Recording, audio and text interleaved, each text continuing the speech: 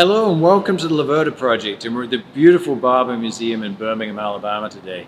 And I'm standing in front of a Laverda 1200th anniversary. I'm super excited to be here, super excited to see some, Laverdas that are in one piece. And the reason we're here today is we're going to be doing a seminar this evening to talk about this whole crazy Laverda project.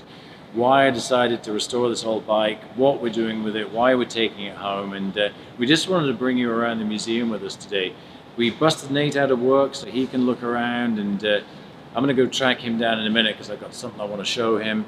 Denny came down to do a bit of sketching, Terence is back filming, and we actually have some other friends flying in from around the country to join us, so very exciting. Going to be spending some time with Brian Case. You might know him from Motus Motorcycles. He now currently is working at the museum on special projects, so he obviously is a very dear friend and has some cool stories to tell, so we're going to hopefully find him. And we're just going to show you some of the things that we find here at the museum. So thanks for coming with us, and we will talk soon. Okay, I found him. So Nate, I had to pull him off a couple of Ducatis over there in the corner. But what's really cool is right next to the Laverda that I was just standing in front of to give the intro, we have found a Harris Bonneville. So tell us what a Harris Bonneville is, Nate. As much as we know, right? Yeah, right. As much as I know, and again, we encourage people to send us some information if they know more. We want to know. Yeah. Right. But this particular one, it's got bean carburetors, which is interesting for that. It's an electric start, still 4-valve head, so it doesn't have the later Westlake that they were working on with the 8-valve head. Lester Mags. Lester Mags. Built for the Charles and Di wedding in 1982. Right, which is pretty wild in itself. Yeah.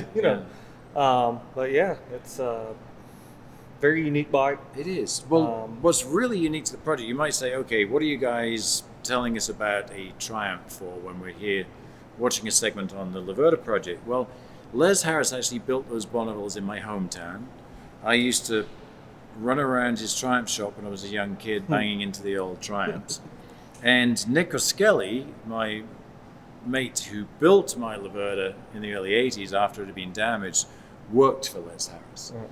And I think so there's this really kind of cool connection that when we take the Laverda home, a lot of the history of my area in motorcycling involves Les Harris. And people don't know this component. They know Hinckley, they know Meriden, they know the old Triumphs, they know John Blaw's new Triumphs.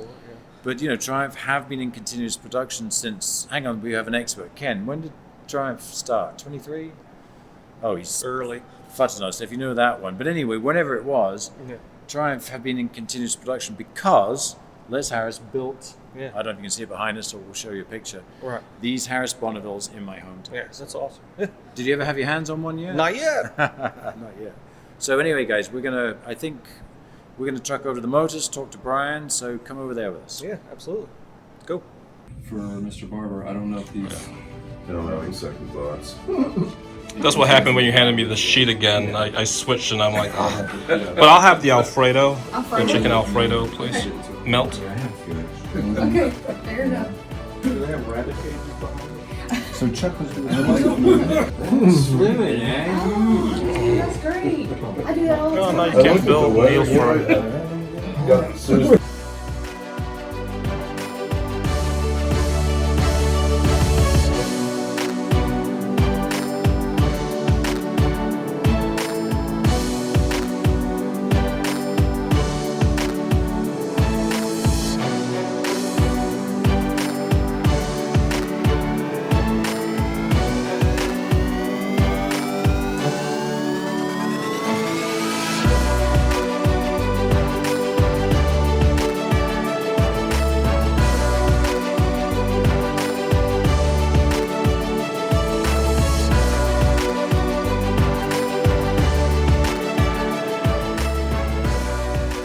So another fabulous moment. It's really hard to explain what a great honor it is to be invited here by the Barber Museum to, give a presentation about our story. And I'm standing here with my very dear friend, Brian Case. Many of you in the motorcycle industry might know him as the designer and builder of the Motus Motorcycle, which in and of itself is a fabulous story. We've had many adventures in the 15 years that we've known each other. Yep. And Brian has been very helpful behind the scenes on the Laverda project, helping me shape the story. So, but one of the things I like about Brian's story is how he was influenced in the early days of motors by being here at the Barber Museum, and he's going to tell us just how that helped him. Sure, that's right. You know, this machine was designed, you know, right here in the museum. I used the entire museum as my research library, right? So I would come here and sit down in the atrium and sketch away and come up with this machine, which was, in my view, kind of the answer to everything that I could see in here, all in one view, which is why the museum is an incredible place to come and study and research. Almost everything that's ever been made is here, over 1,000 bikes on display. So you can really capture the entire history of motorcycling in one view. It's a great place to design something, which I found out. So yeah, so I've been coming here for 15 years. And it's inspiring to hear your story because you are in the process of putting together the pieces of your teenage motorcycle and go off on a journey home. And that's just a great universal story. It's inspiring to me. So I'm just honored to be, part of it in a small way. Well, Brian's been a very big part of it, and this is the part that he brings up. This is not a building full of metal objects. Right. It's a building full of stories, and like the motorcycle we're standing next to. This is a 10-year story about this man's life, and every motorcycle in here is the same. And the Laverda Project is about that. My old motorcycle from when I was a kid, and all the connections. Brian, the people, everybody that's here with me today. So yeah, that's right. Everything. This machine wouldn't exist without these other machines that come before it. I was inspired by the NR750, the Hesketh, the Laverdas. All these machines went into the pot that I mixed together to come up with this machine. So just like that, I know these other machines are the same way, and they all weave together in the same thread. So it's really, really fascinating. And just a little snippet of very, very personal or private inside information. Brian has... it's not private. No, because I told you. But just for you guys. Tell us what you found downstairs.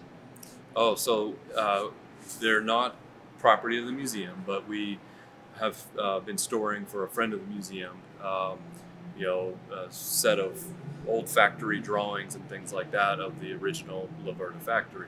So it's very, prized piece of property, but it's things like that you stumble across at the museum, just pieces of history that is just fascinating to a guy like me, because I use all that for inspiration, for designing the next thing.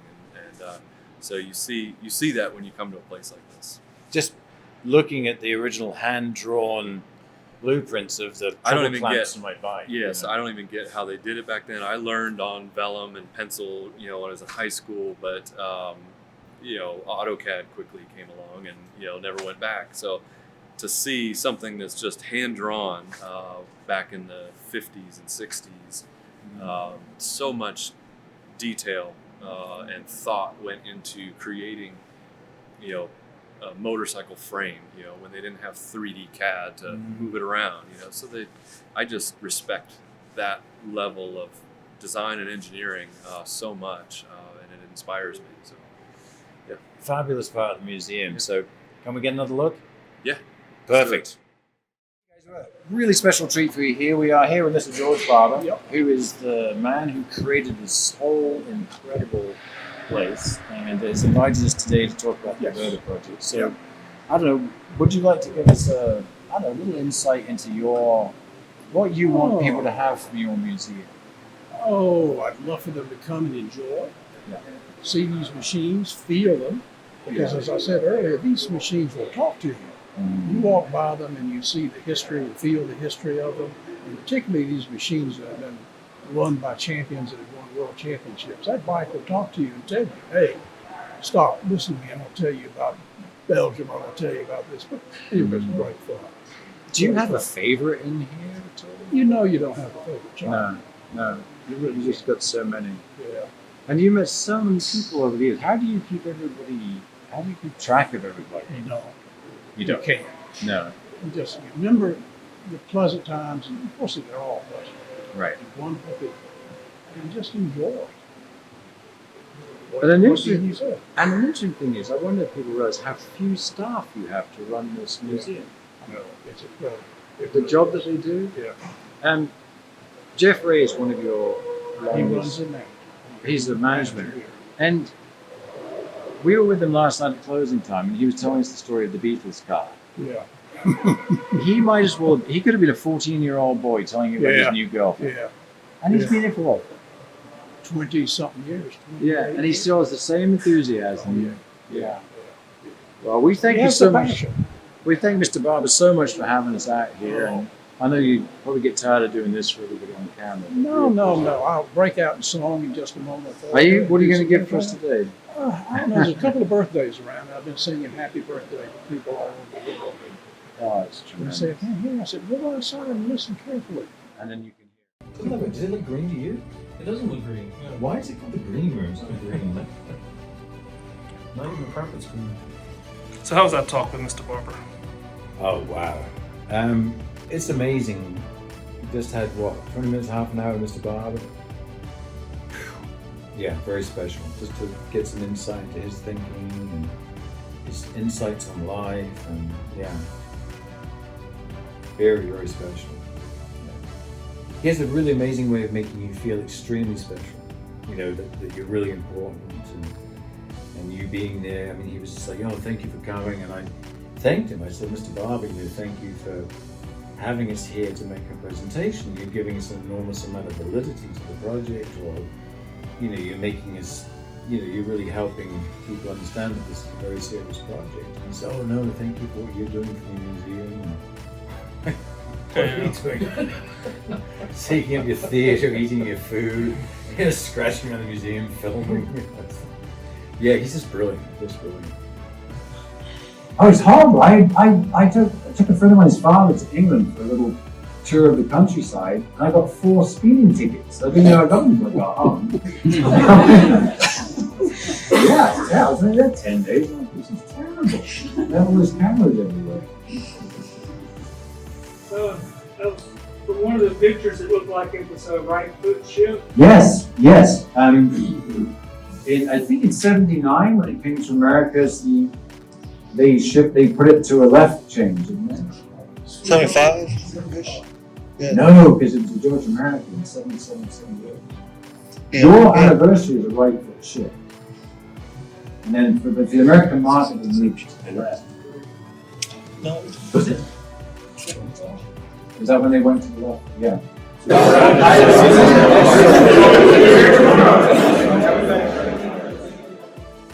Okay guys, our day's over. We have to leave Barber now. It's pitch black outside and they all need to go. And so thank you guys for coming with us. Huge thank you to everybody here at Barber for making this happen. And wow, what a day. Be careful, guys. Thank you very much again. Thank you. Watch for already here. They're having jumped down front. Oh, really?